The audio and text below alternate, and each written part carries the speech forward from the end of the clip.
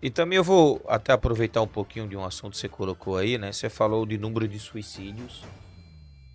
E recentemente nós tivemos duas situações, vamos pegar as duas últimas bem delicadas.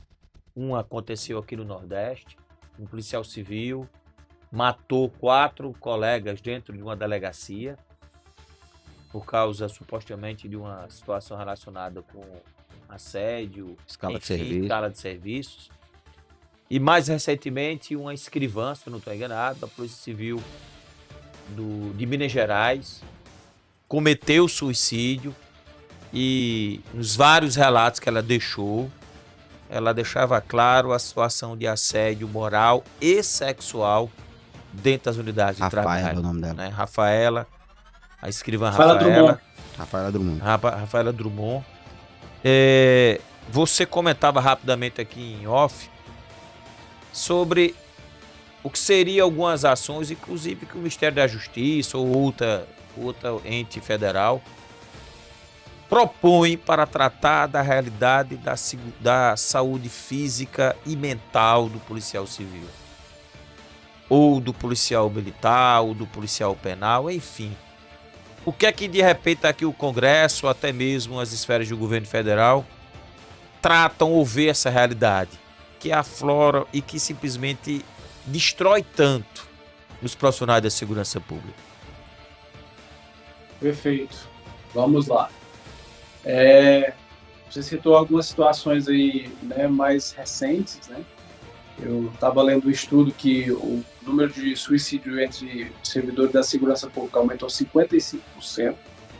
Isso, quando a gente fala em números frios, são números, mas quando a gente pensa em famílias que perderam o pai, que perderam o filho, que perderam o irmão, são tragédias, né, anunciadas muitas vezes, que estão muito vinculadas à nossa estrutura organizacional.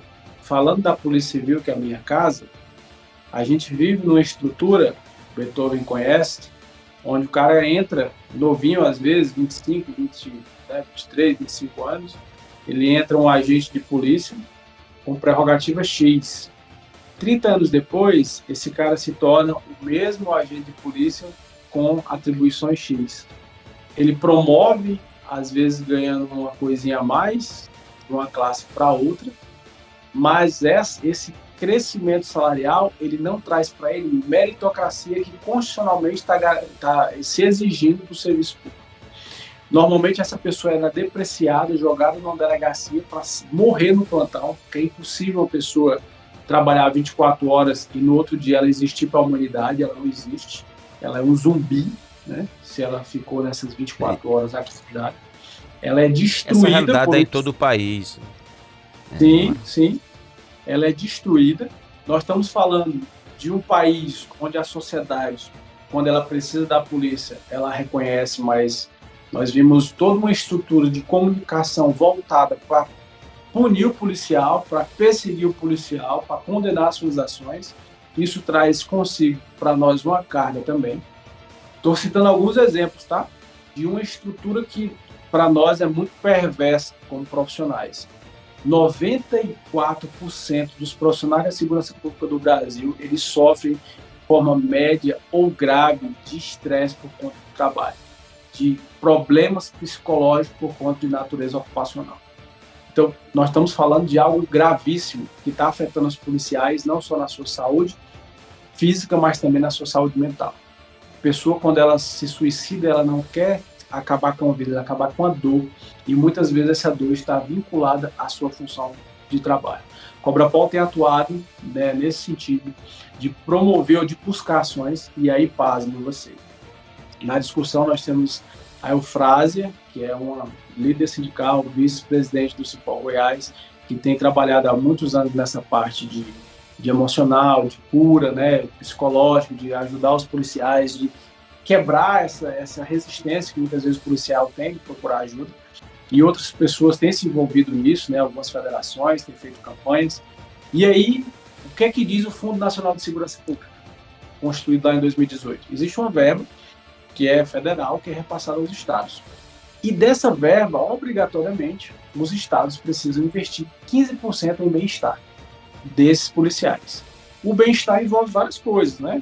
promoção de esporte e lazer, trabalhos psicológicos, né, de tratamentos e tal.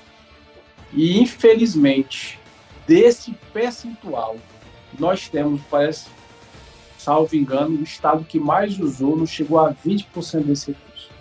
Esses recursos eles voltam para a União sem os estados empenharem os projetos, porque não existe a consciência nem o empenho de governante nenhum de cuidar desses policiais.